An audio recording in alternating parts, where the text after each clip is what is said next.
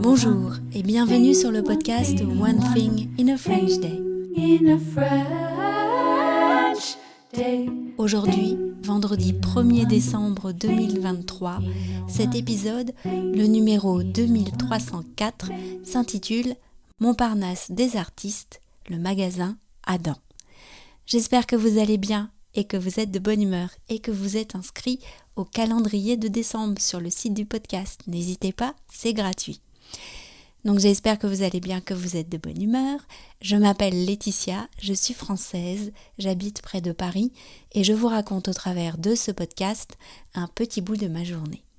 Vous pouvez vous abonner pour recevoir le transcript, le texte du podcast sur onethinginafrenchday.com.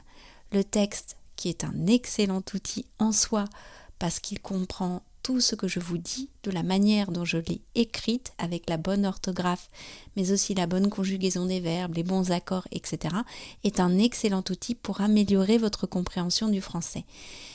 Il existe aussi en version enrichie avec des notes culturelles ou des photos quand il y en a. Par exemple, aujourd'hui, il y a des photos à 5,90 € par mois. Montparnasse des artistes, le magasin Adam. Ainsi, voilà, pour cette fin d'année, Anne-Laure et moi vous emmenons à Montparnasse, à la découverte de ce quartier des artistes. Quels premiers noms vous viennent à l'esprit? Ceux des artistes ou bien de leur café de prédilection, comme le Dôme, la Coupole ou la Rotonde? Bien sûr, nous allons les croiser, Picasso, Modigliani, Soutine, Marie Vassiliev, Chagall et tous les autres. Notre première découverte du quartier, Anne-Laure et moi, s'est faite un peu à l'improviste, pour voir l'ambiance. Il y a indéniablement quelque chose qui est particulier à Montparnasse. Au début du XXe siècle, Montparnasse était encore en dehors de Paris, c'était presque la campagne.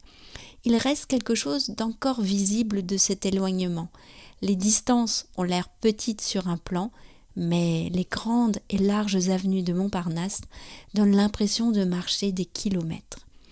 Il y a deux époques dont nous allons vous parler, la première entre le début du XXe et la Première Guerre mondiale, et la seconde de l'entre-deux-guerres, lorsque les artistes américains arrivent à Paris. L'histoire des artistes de ce quartier est tellement riche que ce sera également le thème du calendrier de décembre.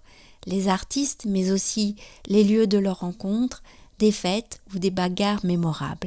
Êtes-vous prêts à braver avec nous la pluie, la colère de Rachilde et André Breton pour plonger dans Montparnasse? Notre premier arrêt est le magasin Adam. Avec Anne-Laure, oui, nous sommes devant le magasin de fourniture de beaux-arts Adam. Alors, nous sommes donc dans Montparnasse, juste derrière la tour Montparnasse, au niveau de la station Edgar Quinet. Et c'est un magasin qui existe depuis très longtemps. Oui, il existe depuis 1898. C'est monsieur Adam, en fait, qui a ouvert cette boutique qui, au départ, était une quincaillerie. Donc, il vendait de tout, de la lessive, de la peinture, mais il vendait des pinceaux et des pinceaux d'excellente qualité.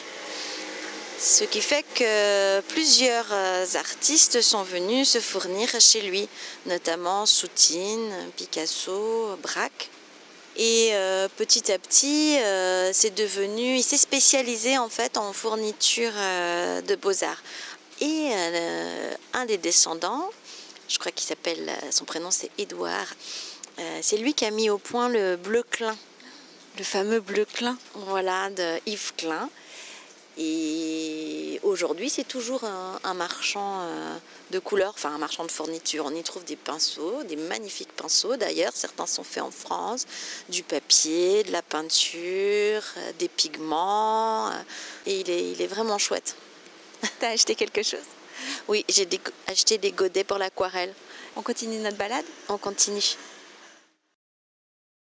One Thing in a French Day, c'est fini pour aujourd'hui.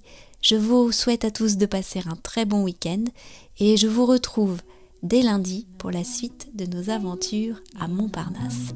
À très bientôt, au revoir. One thing in a French day.